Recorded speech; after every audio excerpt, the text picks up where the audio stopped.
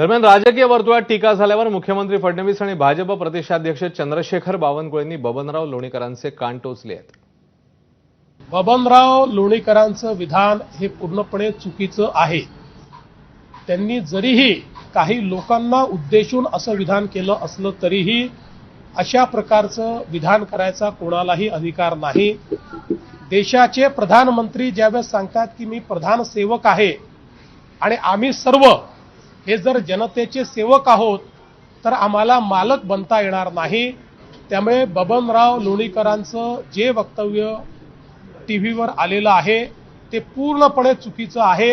अशा प्रकारचं वक्तव्य देणं योग्य नाही, तशी समज ही बबनरावांना देण्यात येईल। बबनराव लोणीकरजी ज्या पद्धतीने बोलले त्या पद्धतीने बोलायचा अधिकार नाही।